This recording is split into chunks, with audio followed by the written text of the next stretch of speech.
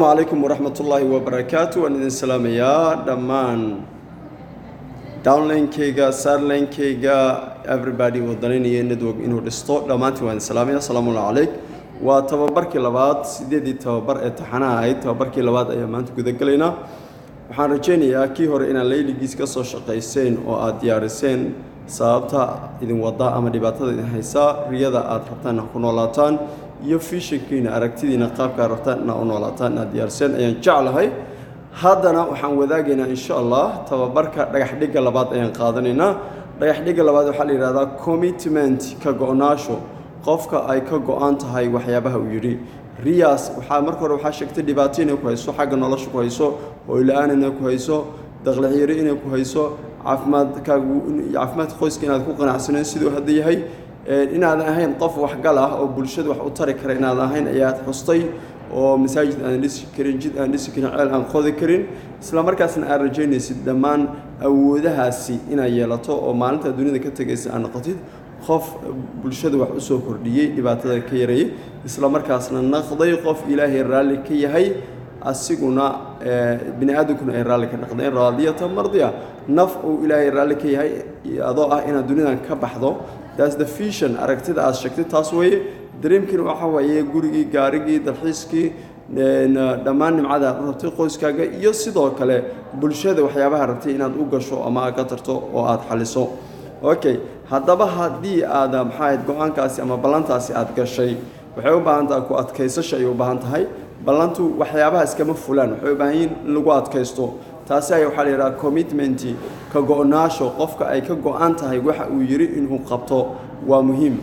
okay commit to ugo your dreams and vision riyadaada ugo oo nolosha waxa aad ka rabtay oo mustaqbalkaaga qurxana ugo and vision aragtidii aad rabtay oo ahayd in aad adduunyada ka tagtid maalinta aad ka tagaysid adigoo ilaahay raali ka yahay dadkuna ay raali ka yihiin nolol fiican oo qurux badan noolaaday in aad maxaa ahayd riyada aragtida noocaas ah ayaa la rabaa inaad u goodo you have to know how far you can go to accomplish your dreams waa inaad garanaysid fogaanta aad u aadi kartid inaad riyadaada gaartid riyadaada inaad gaarto maaha wax yar oo dhow wax yar oo fudud maaha waxa aad rabto waa wax weyn sidaas awgeed masaafo intee leeg ayaad oo gashayn oo socoto dib intee leeg ayaa rabtaa inaad u marto taasi waa inaad garanayso haddii aadan garanaynin waa ay adag tahay okay you have to know how far your leaders ready to go to accomplish their dreams sidoo kale dadkii adiga soo saartay hogaamiyaasha aad dhashay dadka aad soo saartay masaafada aad rabto inay u jaraan waa inaad garanayso meesha ay la eg tahay waa inaad garanayso masaafadaasi okay your business ganacsigaaga waa inaad ogaadaa we have to know our leaders downlines commitment in two ways laba qaab baan ku ogaan karnaa downline-kana ama teamkeena ama hogaamiyaasheenaba in ay u go'an tahay ka go'an tahay ganacsigani labadaas lagu cabirayo waxa weeye mid waxa weeye time waqtiga ay ganacsiga ku bixiyaan waqtigooda say u maareeyaan 24 saac ayuu qofku haystaa 24 saac inuu isqoray miyuu meel seexday inuu isqoray miyuu fadhi ku dur aaday inuu isqoray miyuu howlihiisa caadiga u dhaqaaqay mise waqtigani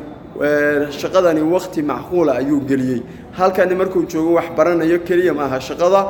waxa laga qabtaa guriga ayaa laga qabtaa qofka markuu guriga joogo waxyaabihii loo diray oo ahaa inuu asxaab yeesho inuu bulsho yeesho inuu bulshada ka tirsanaado ma wada casuumaadi ma wada ma joogteeya casuumaada ma joogteeya taasi waa muhiim midda kale appointments balana ayaa kambanigani la geliyaa marka balanada la geliyo waxa kamid ah presentation qofku inuu mar walba leeyahay dad marti u ah oo soo martiya oo xogti siiyo adigu noloshaada waxa bedelaya waa xogti waxa go'aanka u qaatay waa shal markii warbixinta lagu siiyay oo xogti lagu siiyay noloshaada bedeshay dadka kale noloshooda waxa bedeli kara markii ay xogta arkaan oo ay fahmaan inay awoodi karayaan in noloshooda bedelaan balanada ay u leedahay oo warbixinada dadku ku soo socdo waa muhiim meesha ayaa laga ogaadaa ganacsigan uu ka go'an yahay labo follow up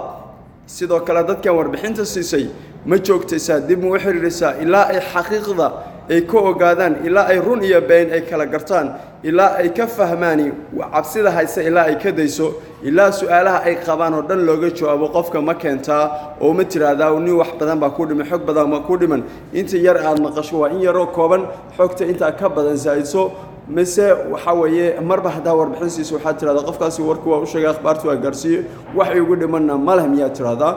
okay training adigu tababar ma qaadataa xirfadaada kor muu qaadaa aqoontaada kor muu qaadaa mise meeshaada iska fadhidaa waxba iska kama bedelayaan haddii aad tababar qaadato waxaa tahay qof soo faysta mididiisa soo faysta ayaa tahay qofka hadduu mididiisa soo faysta oo agabkiisa diyaarsana waa qof guulaysanayo marka ganacsigan inay ka go'an tahay laba wada ayaa lagu ogaanayaa wadada koowaad waxa weeye waqtiga aad gelinaysa ganacsigani okay ma aha maalin hebel aan isqoray 2 sano ka hor aan isqoray 6 bilood aan isqoray macna ma sameynayso waxa macna samaynayo 24 saac waqtigaaga ganacsiga meeqa saac gelisaa taas ayaa macna sameynaya labo balanada alleedaha ayaa macna sameynaya in darajadaada bedelmato in commissionkaaga fiicnaado in noloshaada qurxanaato waxay ka imaan kartaa appointments balanada alleedahay meeqa qofood ayaa kugu balansan warbixin haddayna dad warbixin kugu balansan shaqadaadu maba socotoba haye dadkaadu warbixinta u keentay dib u soo celisaa follow up kaagu heer ku gaarsan yahay shaqada meesha ka socota meesha kale waxa way training sida xirfad u yeelan lahayd oo aad shaqadan u qabsan lahayd taasi weyn okay how can we say his commitment is high low sidaan ku ogaanaynaa ama ku dhahaynaa qofkani commitmentigiisa goonaashiisa way sareysaa ama way hooseysaa the commitment should be go'naashu waa inay ahaataa realistic wax dhab ah 24/7 24 saac oo ilaahay siiyo waqtigaasi inuu ganacsigan qayb kamid ah oo mugo uu geliyo weeye 7 days 7 maalmood inuu qayb badan oo mugo ganacsigan geliyo waaye not conservatives ma aha qof soo dhacala 1 hour per week saacad baan isbuuci sameynaya qofka dhahayo qof ganacsigan gelinaya maaha must gradually grow qofku waa inuu koraa commitment to the business ganacsigan waa inuu u go'aa oo commitment to the business maxaan ku ogaanaynaa presentation warbixinada uu bixinayo follow up soo celinta uu sameynayo training taas ayaan ku ogaanaynaa haddaba qof walba saas baa lagu qiimeeyaa adiguna saas isku qiimay okay exercise baa la idin dirayaa layli baa la isku dirayaa layligani waxa weeye inaad buuxisid yoolkaaga bilaha ah iyo yoolkaaga isbuuclaha ah in aad buuxisid ayaa laga rabaa marka isu diyaari inaad buuxisid maxaa sameynaysaa qor jadwal sameey jadwalkaas maxaa weeye 7 maalmood qor sabti axad isniin talaado arbaco khamiis jimco qor marka qorta activity-da qor maxaa qoraysaa warbixinta qor waxaa qortaa invitation-ka qor presentation-ka qor follow up-ka qor training-ka qor waxaa qortaa casuumaad qor warbixin qor dabagal qor tababar qor kadibna waqtigaad u qorshayso qor meeqa warbixin ayaa sabti keenaysaa meeqa warbixin ayaa xad keenaysaa meeqa warbixin ayaa isniin qabanaysaa meeqa warbixin ayaa talaado qabanaysaa meeqa follow up ayaa sabti sameynaysaa axad meeqa follow up sameynaysaa isniin sidaas oo kale tababar meeqa tababar ayaa qaadanaysaa maal hebel meeqa tababar ayaa qaadanaysaa jadwalkaasi ayaa la yiraahdaa weekly asiga ah monthly asiga ah maxaa yeelay bisha waxay ka kooban tahay 4 week bay ka kooban tahay 4taas week waxay ka turjumayaan bisha ay ka turjumayaan haddaba soo diyaarso jadwalkaagii inaad soo diyaarsid aad buu muhiim u yahay aad u maasantiintan iyo intii mar kale oo aan ku kulmayna tababarada xiriirkaas sidaas iyo nabad